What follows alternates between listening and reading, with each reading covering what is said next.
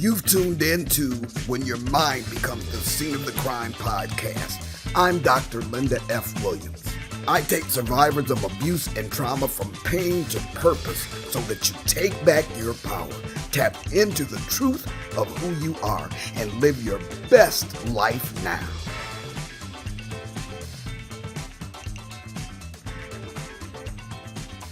In the early 90s, I moved back to the state of Michigan. So I transferred from Chicago all the way back to Grand Rapids, Michigan, to a situation wherein the supervisor didn't want me in the first place. And apparently her boss in Chicago forced her to take me since she'd been complaining about needing another individual in the office. While she had her mind set on another gentleman, she was trying to get him in permanently. She had no choice but to take me at the behest of her supervisor. This woman had it in for me from the minute I got there. I could do nothing right.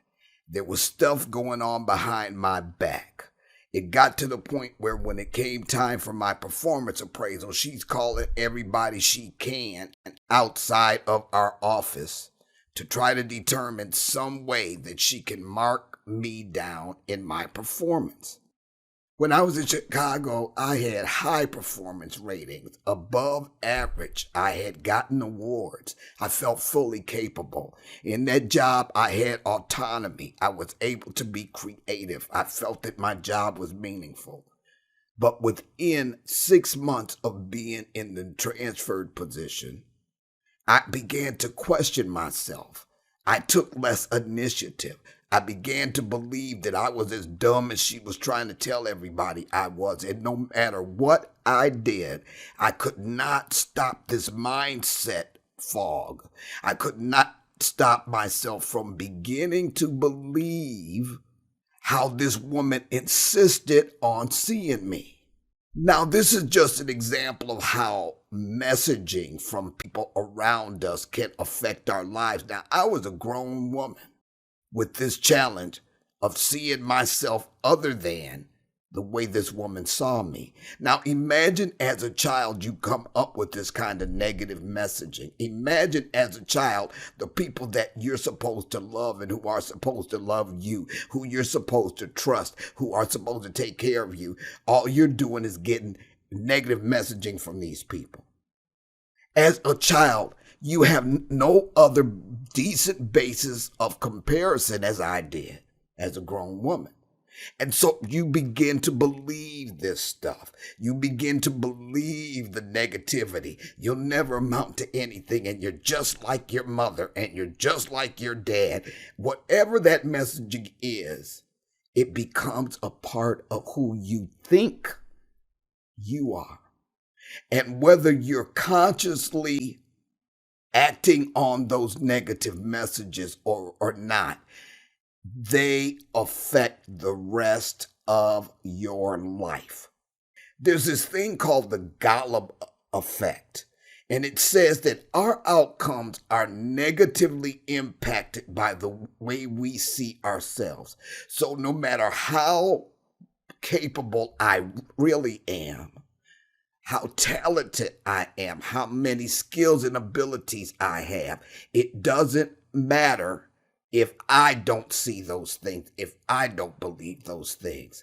So if I'm fully capable, I could be highly educated, but these messages, these scripts are running in the back of my head. I will never reach my full potential. Now, I was listening to a guy named Cash Peters. He has a YouTube channel, and this guy reads handwritings, and he sees visual images about people, places, and things. And at the end of Cash's episode, he said something about this whole dynamic.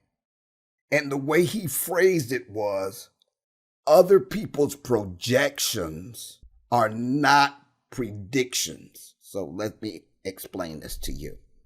One of the things going on when we're abused as children, mistreated as children, neglected as children, I'm using childhood as an example here because that's where we are most vulnerable to this damage. Generally, they are projecting on you the feelings they have of themselves. They're projecting on others how they see themselves. So, in other words, you got on dirty glasses. Their life has been heck on them. It's changed them. It's made them negative. It's made them perceive themselves as they do. And so it's like looking through dirty glasses. And if you ever, my dad's glasses were dirty a lot.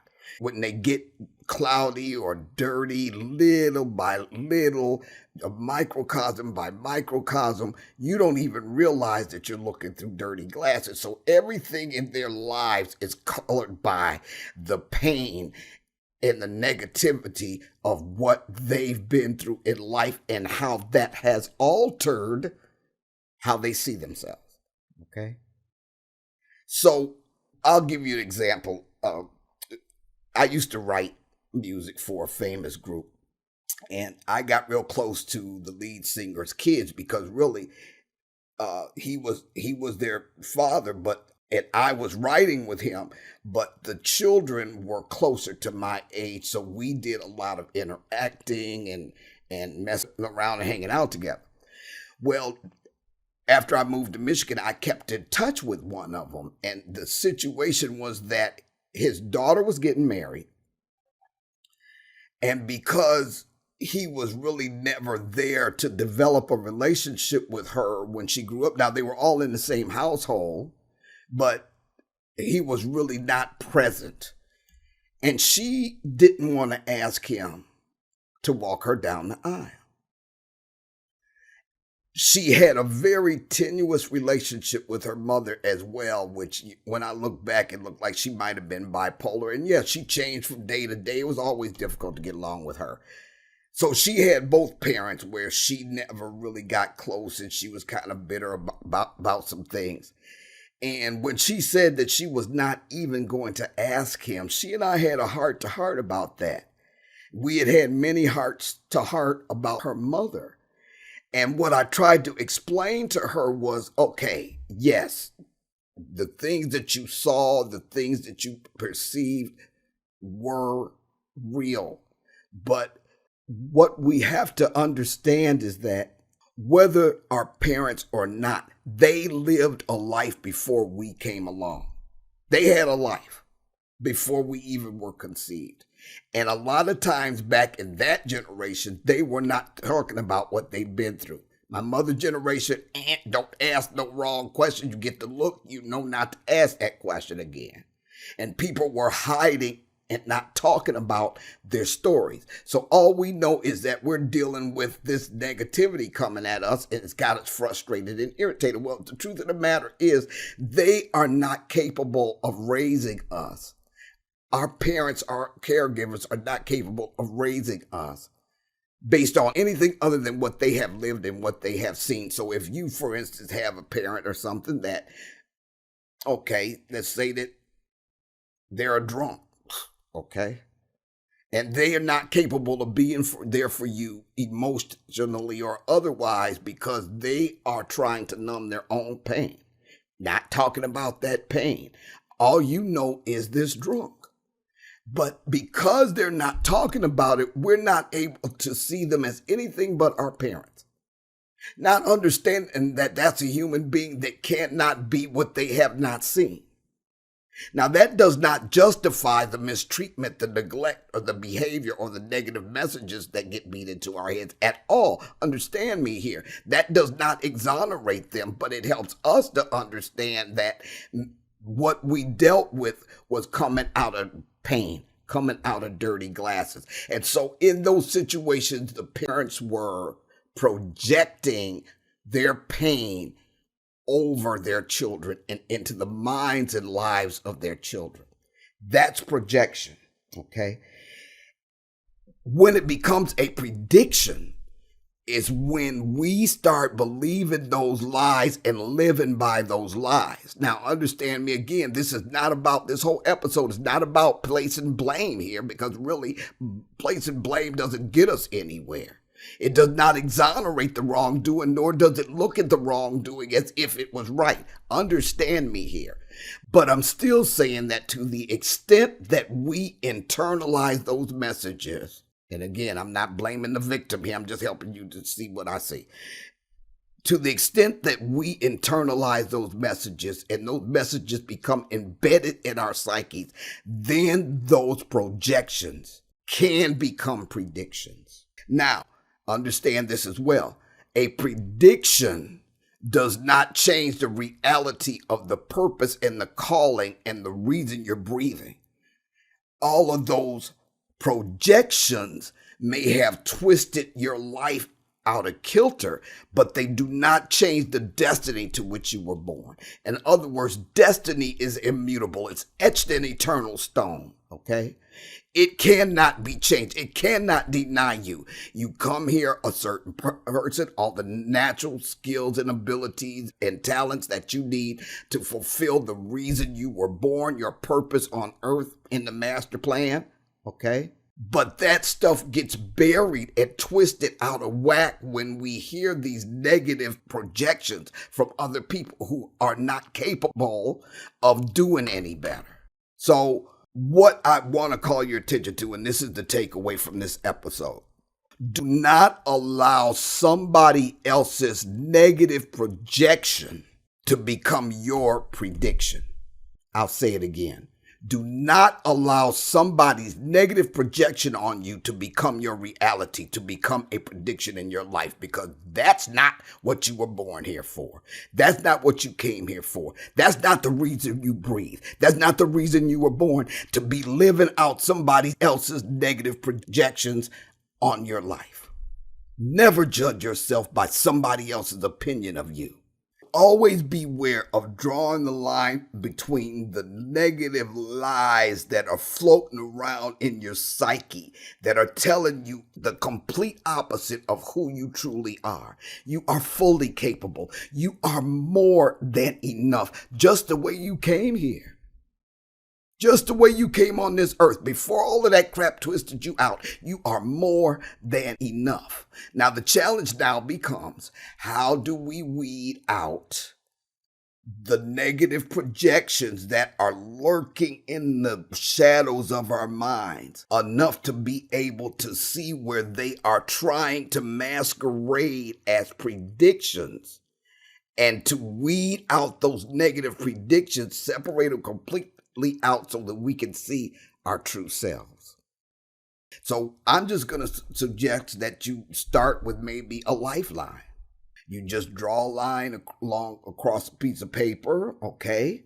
And what you're going to do is at intervals along this timeline, I call it, you're going to note the good things on the top that happened to you and maybe the year that it happened, and then on the bottom, the negative things that happened to you along this lifeline. Now, you can put it in 5-year, 10-year, 2-year. It doesn't matter what increment. So if you had something good happen to you a year before something bad happened to you, then you just put it down just like that.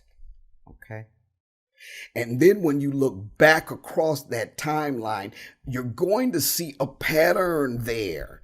It's going to look to you as if, yeah, I remember that. And at that time, I told myself this particular thing. And what you're going to do is you're going to see a pattern of that negativity. So what you want to do is, I'll give you a worksheet. I'll give you a link to a worksheet for this.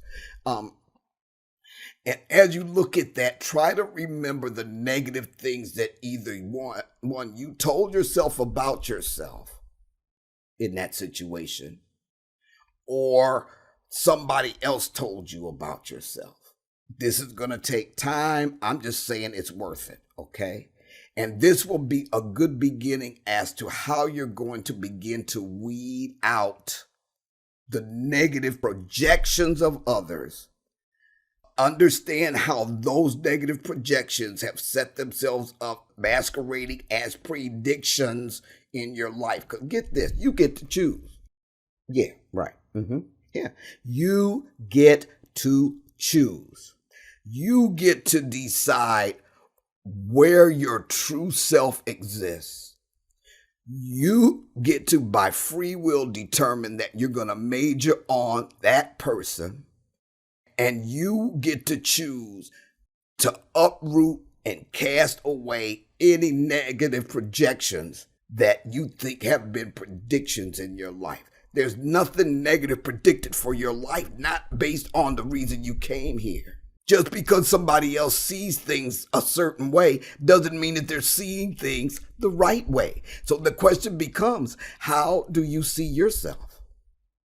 What lie are you believing about yourself? Because our greatest challenge is what we're believing in our heads about ourselves. That's what stops us from taking steps toward accomplishing things that we were put here to accomplish. It's what holds us back. It's what feeds imposter syndrome. It's what feeds a sense of incapability. But those things are not you. Click the link to the timeline. I'm going to give you free, okay? And you're going to establish some defining moments in your life that are going to help you to uproot where a lot of the projections are masquerading as predictions. And that's going to empower you to see that playing out in your current life. Thank you for joining us today for When Your Mind Becomes the Scene of the Crime podcast. To contact Dr. Linda, just go to whosapple.org. That's WHOSEAPPLE.org.